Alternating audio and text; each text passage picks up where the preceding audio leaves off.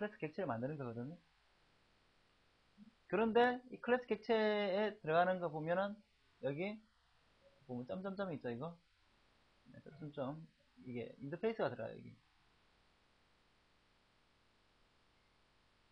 그러니까 프렉스 클래스를 만들려면 인터페이스가 먼저 선언이 돼 있어야 된다는 거죠. 이게 이 클래스들은 다 클래스의 클래스들이 아니고 인터페이스의 클래스들이에요. 타입은 타입인데 인터페이스라는 거죠. 만약에 뭐 인터페이스 또 뭐 어떤 게 있을까요? 뭐 만만한 거 러너블 뭐 이런 거 러너블 같은 걸 하나 한다든지 아니면 클로너블 뭐 이런 걸 하나 컴퍼러블 뭐 이런 굉장히 많이 쓰이는 그 인터페이스 있잖아요. 이런 거 가지고 걔 프락시 클래스를 하나 만들면은 걔에 대해서 만들어진 이 클래스는 그 타입은 동일하긴 하지만 실제로는 그 걔의 클래스라는 거죠. 인터페이스 클래스가 나오는 게 아니라 얘가 러너블 클래스가 나오는 게 아니라 프락시 클래스가 나와요. 근데 그 프락시 클래스는 인스턴스 오브 러너블이 됩니다. 그러면 true가 나옵니다. 그렇게 해서 프락시 클래스를 만들어 줄 수가 있어요. 그리고 실제로 이 프락시를 가지고 오브젝트를 만들 수 있는데, 그러니까 클래스에서는 다 뭐 우리가 제일 쉬운 게 뭐 있죠? 클래스를 가지고 클래스 객체를 가지고 그 오브젝트를 만드는 가장 쉬운 방법은 자발랑 클래스에 있는 그 new instance라는 걸 표현한 거잖아요. new instance 하면은 new instance 하고 난 다음에 그 시그너스 맞춰가지고 컨스트럭터의 시그너스 맞춰가지고 하면은 결과적으로는 해당하는 클래스의 컨스트럭터 생성자가 콜되게 되는데, 프락시는 당연히 지금 이렇게 만들었는데 생성자라는 게 있을 수가 없죠. 인터페이스밖에 없는데. 네? 그러니까 new proxy instance라는 걸 통하면은 내부적으로 이 생성된 것들의 어떤 컨스트럭터 개념이 콜된다는 거죠. 그래서 오브젝트가 만들어지게 되고,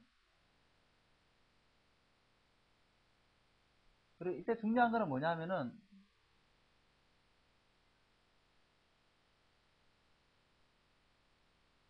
여기 지금 그 프락시 인스턴스를 만들었을 때 중요한 거는 이게 실제로 이 프락시 인스턴스가 만들어졌을 때 그러면 얘가 메소드 같은 게 콜되면 뭘 할 거냐가 중요하잖아요. 얘가 만약에 그 러너블이다.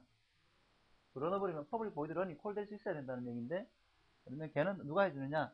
인보케이션 핸들러가 한다는 거죠. 실제로 그러니까 얘가 러너블이면 얘에 대해서 뉴 프락시 인스턴스 해가지고 나온 어떤 그 프락시 객체에 대해서 런을 콜하면 뭐가 콜되냐면 이 인보케이션 핸들러의 인보크가 콜돼요. 인보크가.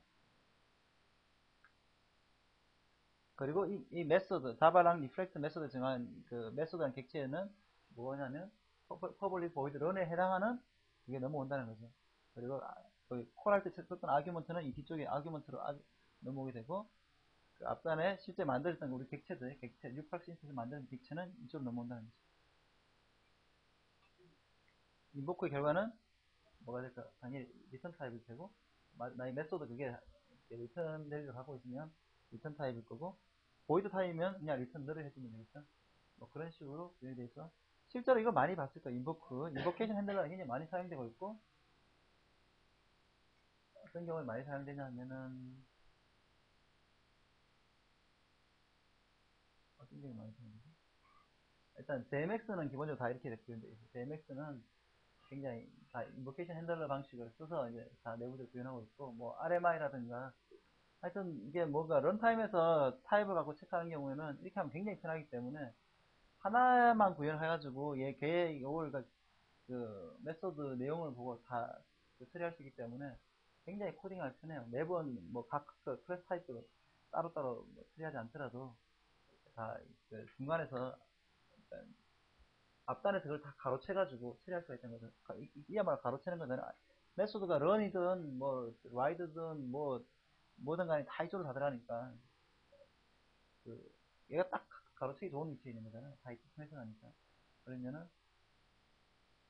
전번에 뭐 애노테이션 할 때 잠깐 그 얘기했었는데, 애노테이션 할 때 이거 약간 설명했었잖아요. 애노테이션 할 때 트랜잭션 앞에 줬다가 뺐다가 할 수 있다. 뭐 이런 거 예를 잡았었잖아요. 그때도 이렇게 리프렉션을, 그러니까 프락시 방식을 썼던 거죠. 네. 그런데 이제 좀 주의해야 될 부분은 이렇게 인보케이션 핸들을 만들 때 그 토스트링이나 이퀄즈가 오브젝트, 자바랑 오브젝트 차이되기 때문에 어쨌든 간에 얘가 뭘 하더라도 오브젝트잖아요. 왜냐면 자바랑 오브젝트 타일이 아닌 거는 몇 가지 프리미티브 외에는 존재할 수가 없잖아요. 그렇기 때문에 오브젝트가 반드시 toString하고 equals가 어떤 시멘트를 갖고 구현이 돼야 되는데, 플라시이기 때문에 바이트 코드가 이렇게 만들어지기가 되게 어렵다는 거죠. 그래서 토스트링하고 이퀄즈는 반드시 오버라이드를 해줘야 돼요. 그게 뭐냐면은 이 인보칸에서 이 메소드 이름이 toString인지 혹은 equals인지 보고 그 경우에는 별도의 틀을 해줘야 된다는 거죠. 그냥 뭐 물론 뭐 시스템 아웃 프리티 이런 뭐 해가지고 그냥 아무것도 안 해도 아무것도 안 하고 그냥 뭐 저도 동작은 하겠지만 오동작하기 딱 좋다는 거죠. 프락시 엑스가 만약에 뭐 어디 뭐 그럴 일 잘 없겠지만 어디 맵 같은 데 들어간다거나 이렇게 했을 때는 그 키가 될 수가 없잖아요. 그런 것들이 안 되면은 해시코드 같은 것도 이슈가 될 수 있고 네. 그런 경우에는 좀 시멘틱에 맞게 반드시 고쳐줄 필요가 있다. 프락시는 일단 한번 사용할 일이 있으면은 실제 사용하기 굉장히 쉬워요. 지금 보면은 프락시 오브젝트는 지금 getPrak시 클래스를 하지 않더라도 뉴프락시 인스턴스 하면 어차피 여기서 다 인터페이스 다 주게 돼 있기 때문에 아래 두 개만 하면 되는 구현하면 되는 거거든요. getPrak시 클래스는 뭐 실제로는 사용할 일은 잘 없는 것 같고 내부적으로 다 이렇게 사용이 되는 것 같아요. 만드는 뉴프락시 인스턴스에서 오브젝트에서 get 클래스 하면 이 getPrak시 클래스 한 거랑 똑같은 결과가 나오겠죠.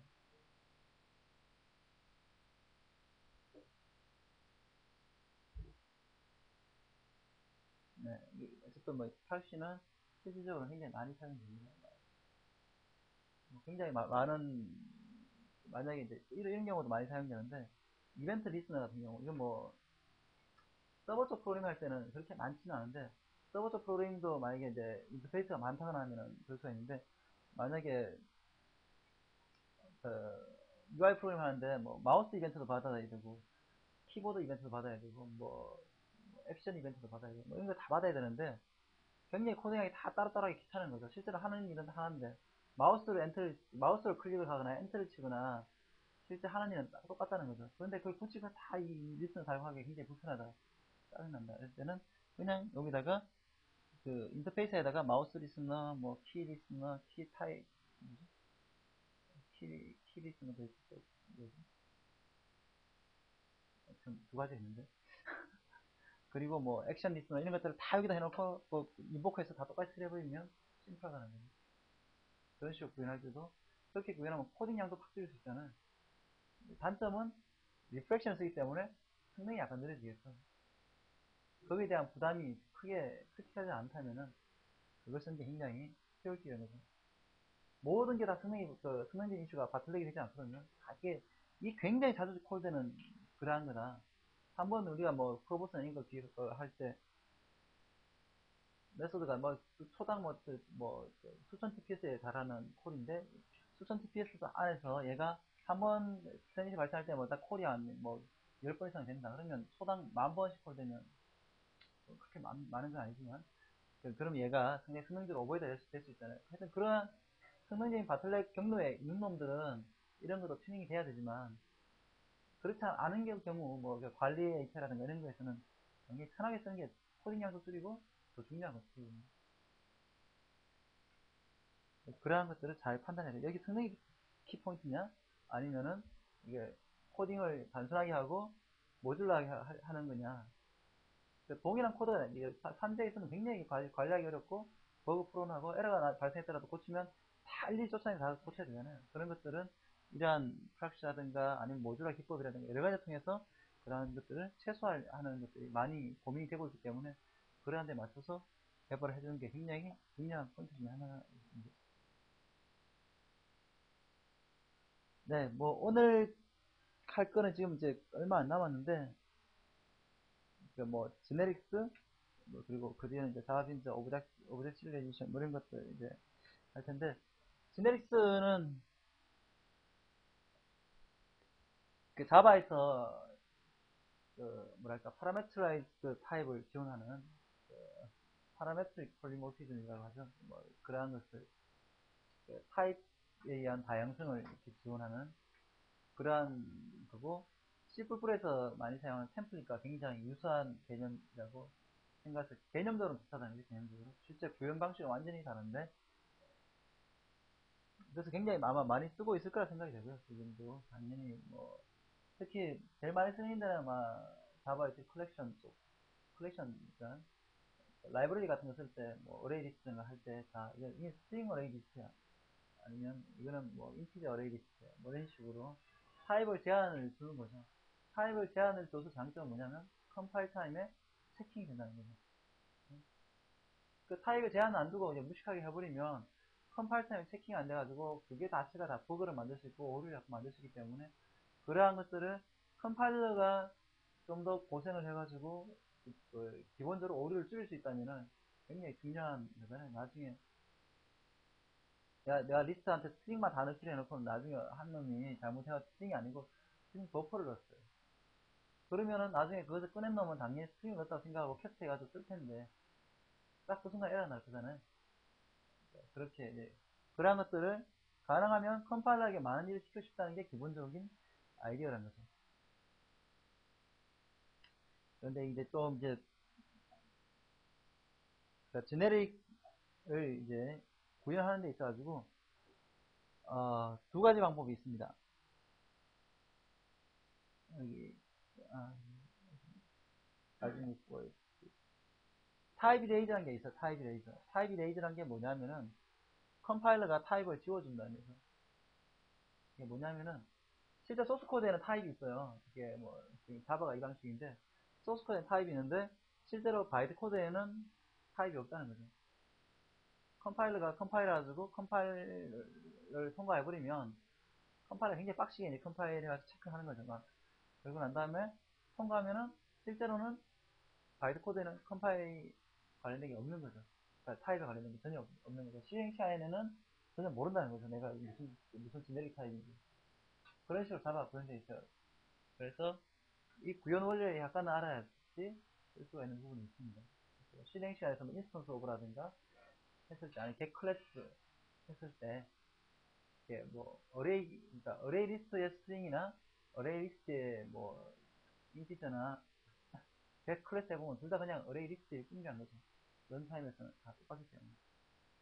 컴파일러는 구분하겠지만 런타임은 구분을 못한다. 그래서 이걸 타입 이레이즈라고 부릅니다. 그 어프로치 방법을 얘기하는데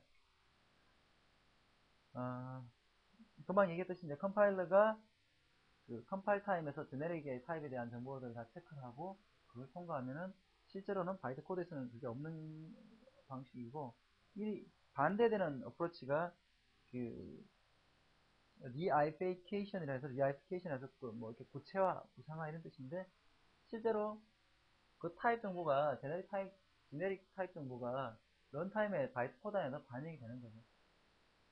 그러니까 뭐 C++는 바이트 코드 방식은 아니지만 실제로 컴파일 하면은 그 정보가 그 결과가 같이 만들어지게 돼 있고요.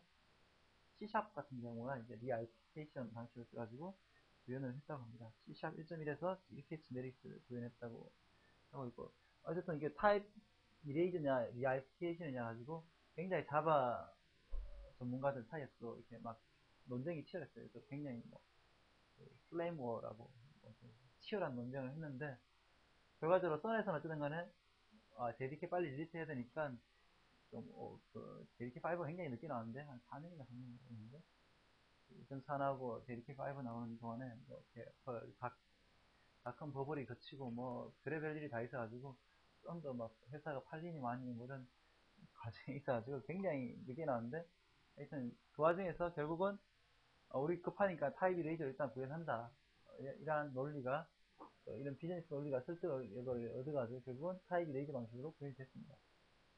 저는 이제 컴파일러 구현만 하면은 이제 구현이 되는 건 좀 그나마 좀 쉬웠겠죠. 그리고 이제 C샵을 만드는 MS에서는 리아이피케이션 방식으로 했다고. 그 타입 이레이저 방식을 했을 때 가장 큰 문제점은 이렇게 인스턴스를 만들 방법이 굉장히 없다는 거죠. 이 말이 뭐냐 하면은